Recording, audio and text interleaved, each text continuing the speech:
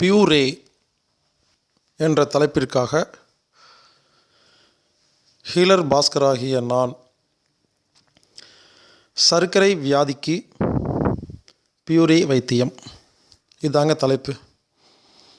Puree அப்படின்னா PUREE. Puree அப்படிங்கிறது ஒரு உணவு. பொதுவாக சர்க்கரை வியாதி இருந்துச்சுன்னா இனிப்பு சாப்பிடாதீங்க, சர்க்கரை சாப்பிடாதீங்க, இது சர்க்கரை வியாதியை அதிகப்படுத்தும், உடம்புக்கு கெடுதல்னு பொதுவாக டாக்டர்கள்லாம் சொல்லுவாங்க.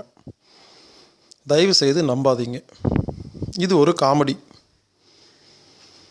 சர்க்கரை வியாதிக்கு இனிப்பு சாப்பிட்டா தான் சரியாக போகும், சர்க்கரை சாப்பிட்டா தான் சரியாக போகும் சொல்லும்போது சில பேர்த்துக்கு தமாசா இருக்கும். ஆனால் உண்மை அதுதான். நம்ம உடம்பில் இருக்கிற எல்லா செல்களுக்கும் ஒவ்வொரு நிமிஷமும் சர்க்கரை தேவைங்க. சர்க்கரை இல்லாட்டி உயிரோடு வாழவே முடியாது. அப்படிப்பட்ட சர்க்கரையை சாப்பிட்டா வியாதி வந்துடும் சொன்னால் சிரிப்பு வருமா வராதா? சர்க்கரை வியாதின்னா என்ன? அதுக்கு இனிப்பு சாப்பிட்டா தான் சரியாக போகும், சர்க்கரை சாப்பிட்டா தான் சரியாக போகும், அதுக்கும் சம்மந்தமே இல்லைங்கிறத நான் அனாட்டாமிக் தெரப்பி அப்படிங்கிற பேரில், அதாவது செவி வழி தொடு சிகிச்சை அப்படிங்கிற பேரில் நான் யூடியூப்பில் நிறையா பேசியிருக்கிறேன். நீங்கள் அதை பார்த்துக்குங்க. ஒருவேளை யாராவது அதை பார்க்கலன்னா நீங்கள் அதை பாருங்கள், அதை கேளுங்க. தமிழ், தெலுங்கு, கன்னடம், மலையாளம், ஹிந்தி, மலாய், உருதுன்னு 7 லாங்குவேஜில் நாம் இது சம்மந்தமாக விளக்கமாக பேசியிருக்கிறோம். ஏற்கனவே கேட்டவங்களுக்கு இப்போ நான் பேசுகிறது புரியும், கேட்காதவங்க நீங்கள் அப்புறமா அதை கேட்டுக்குங்க. இப்போ நம்ம பார்க்க போகிறது பியூரே வைத்தியம். சர்க்கரை வியாதி உள்ளவங்களுக்கு பியூரே வைத்தியம் கொடுத்தா சரியாக போயிடுது.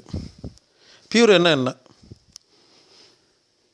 சர்க்கரை வியாதிக்கு இதுக்கு என்ன சம்பந்தம் அப்படிங்கிறத நாம் இப்போது விளக்கமாக பார்க்க போகிறோம். முதல்ல பியூரேன்னு என்னென்னு சொல்லிடுறேன். பியூரேங்கிறது ஒரு உணவு. ஃப்ரான்ஸ் நாட்டில் இந்த பியூரேங்கிற உணவு பொதுமக்கள் விரும்பி சாப்பிட்ற ஒரு பாரம்பரிய உணவு. முதல்ல அதை நான் எப்படி தயாரிக்கிறதுன்னு சொல்லி கொடுக்குறேன். அதுக்கப்புறமா இது எப்படி சர்க்கரை வியாதிக்கும் மற்ற வியாதிக்கும் மருந்தாக பயன்படுதுன்னு அதுக்கப்புறமா பார்க்கலாம். சாதாரண உருளைக்கிழங்குங்க. உருளைக்கிழங்கை குண்டாவில் தண்ணி ஊற்றி உருளைக்கிழங்கை உள்ளே போட்டு அடுப்பில் வச்சு வேக வைக்கணும். உருளைக்கிழங்கை சாதாரண வேக வைக்கணுங்க. தேவைப்பட்டால் உப்பு போட்டுக்கலாம், இல்லை வேண்டாம், அது உங்கள் விருப்பம். சிலர் உப்பு போடுவாங்க, சிலர் போட மாட்டாங்க. வேக வச்சா போதும். வேக வச்ச உருளைக்கிழங்கை எடுத்து தண்ணியை கீழே கொட்டிட்டு அதில் இருக்கிற தோலை எடுத்துடணும். தோல் வேண்டாம். உள்ளே இருக்கிற சதையை நல்லா பிசைஞ்சு, ஒரு ஊரில் மசிச்சுன்னு சொல்லுவாங்க, ஒரு ஊரில் பிணைஞ்சும்பாங்க, பிசைஞ்சும்பாங்க. கூழ் மாதிரி பண்ணணுங்க, கையில் நல்லா மசிச்சு. இதில் கொஞ்சம் உப்பு, கொஞ்சம் நெய், கொஞ்சம் பால், பசும்பால், இதை 3 கலந்து நல்லா பிசைஞ்சா வர்ற ஒரு கூழ் மாதிரி இருக்கிற உணவுக்கு பேர் தான் பியூரே, PUREE. நிறையா பால் ஊற்றி தண்ணி மாதிரி செஞ்சிட வேண்டாம், நிறைய நெய் ஊற்றி திகட்டுற மாதிரி பண்ண வேண்டாம், நிறைய உப்பு போட்டு கரிக்கிற மாதிரி பண்ண வேண்டாம். அதாவது கொஞ்சம் உப்பு, கொஞ்சம் பால், கொஞ்சம் நெய் ஊற்றி பிசைஞ்சா, அதாவது கூழ் மாதிரி தான் இருக்கணும், ரொம்ப தண்ணி மாதிரி இருக்கக்கூடாது, கடினமாகவும் இருக்கக்கூடாது. ஆரம்பத்தில் செய்யும் பொழுது பக்குவம் தெரியாது, ஆனால் நீங்கள் போக போக நீங்களே செஞ்சு பக்குவத்தை கற்றுக்குங்க.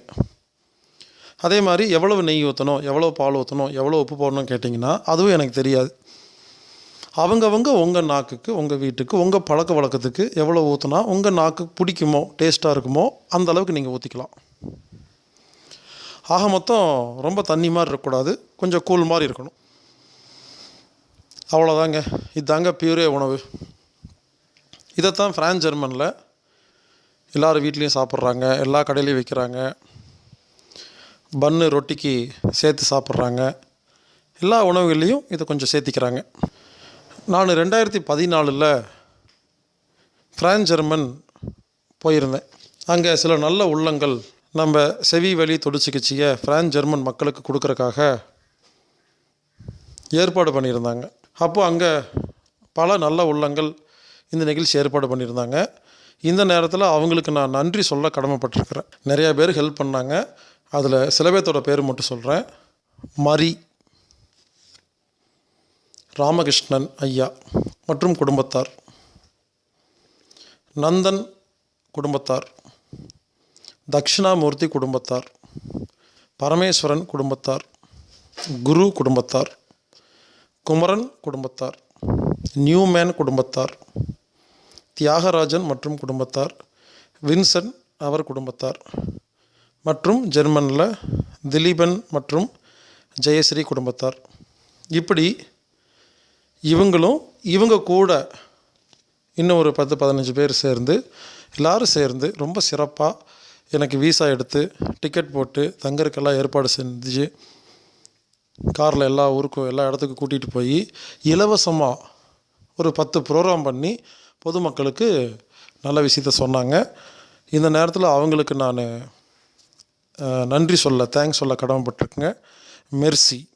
யூரோப் கண்ட்ரி போன்ற குளிர் பிரதேசங்களில் நிறைய உருளைக்கிழங்கு சாப்பிட்றாங்க. அதே மாதிரி இந்தியாவில் நார்த் இந்தியாவில் பார்த்திங்கன்னா டெல்லி, பாம்பே, உத்தரப்பிரதேஷ், மத்திய பிரதேசில் பார்த்திங்கன்னா நிறைய உருளைக்கிழங்கு சாப்பிட்றாங்க. ஏன் அப்படின்னு ஆராய்ச்சி பண்ணால் உருளைக்கிழங்கு தான் குளிரை தாங்குகிற மருந்து. அதாவது நம்ம மனிதனுடைய உடம்புடைய டெம்பரேச்சர் 37 டிகிரி, அதாவது 98.6 டிகிரி ஃபாரன்ஹீட், 98.6 டிகிரி ஃபாரன்ஹீட். இது தாங்க ஆரோக்கியமான டெம்பரேச்சர். அப்போது நம்ம கிளைமேட் இருக்கு இல்லைங்களா, நார்மல் கிளைமேட் வெதர், இது நம்ம உடம்பு 37 டிகிரி வைக்கிற மாதிரி கரெக்டாக இருந்தால் நம்ம உடம்புக்கு சக்தியே தேவையில்லைங்க. எப்போ நம்ம உடம்புடைய டெம்பரேச்சர் 37 டிகிரிக்கு மேலே போகுதோ அப்போது உடம்பு தண்ணி ஊற்றி அதை கம்மி பண்ணி ஒவ்வொரு செல்லையும் கம்மி பண்ணி காப்பாற்றணும். அது ஒரு வேலை.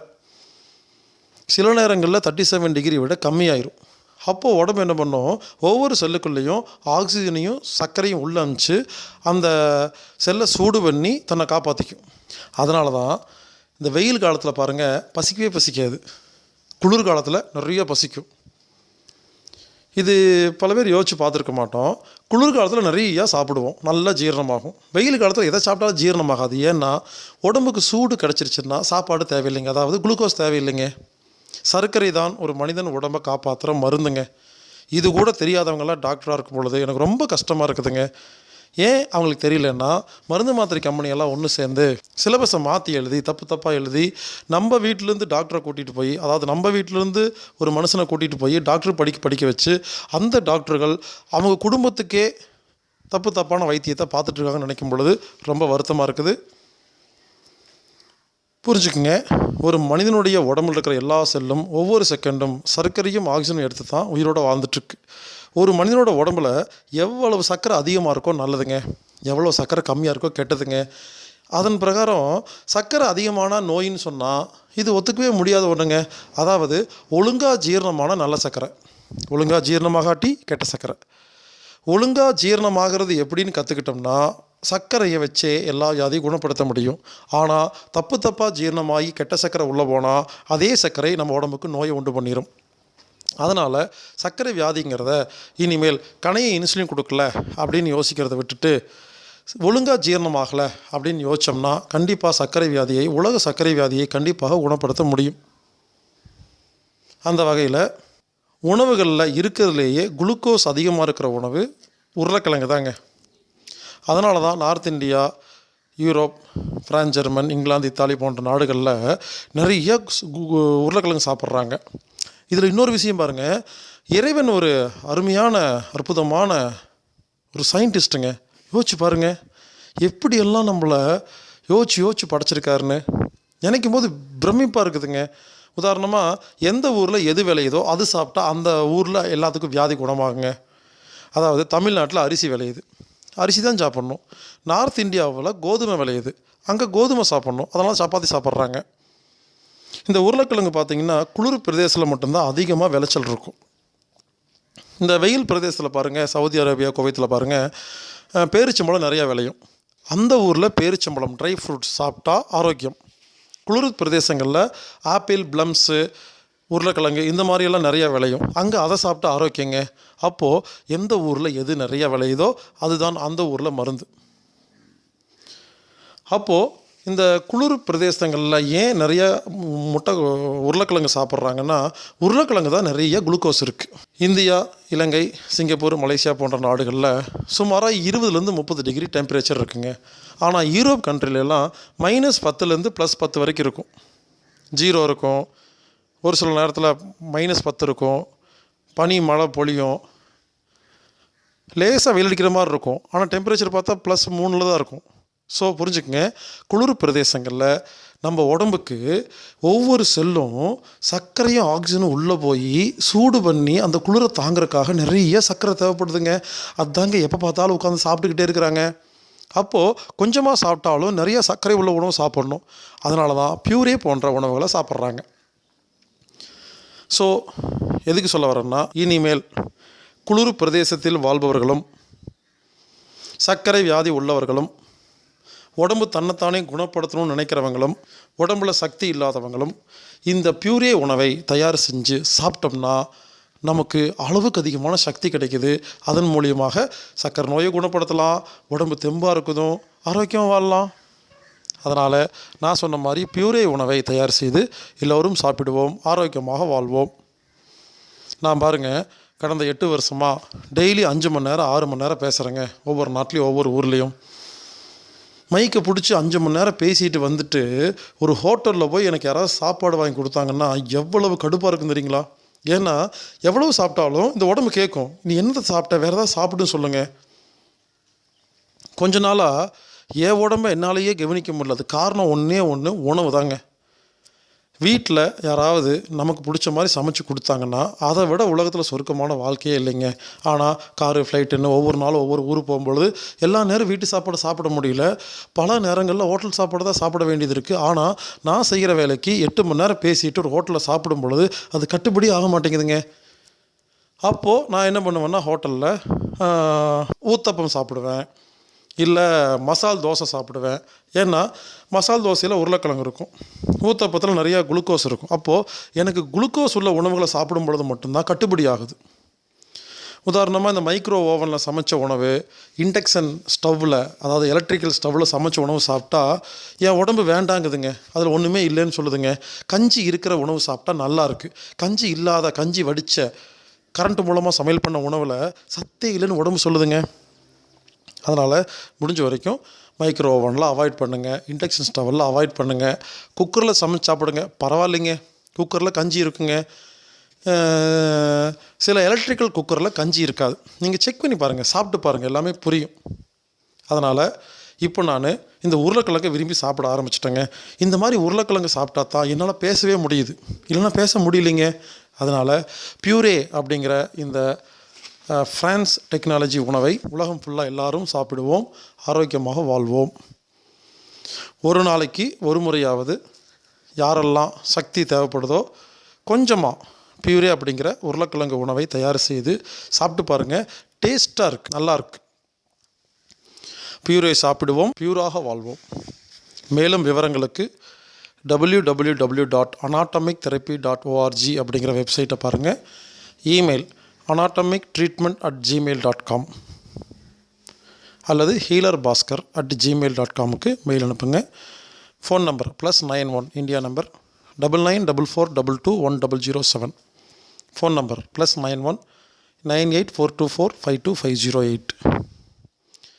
நான் உடம்பை பற்றி பேசும் பொழுது ஹீலர் பாஸ்கர், மனசை பற்றி பேசும் பொழுது மாஸ்டர் பாஸ்கர், உலக அரசியல் பேசும் பொழுது பீசோ மாஸ்டர்.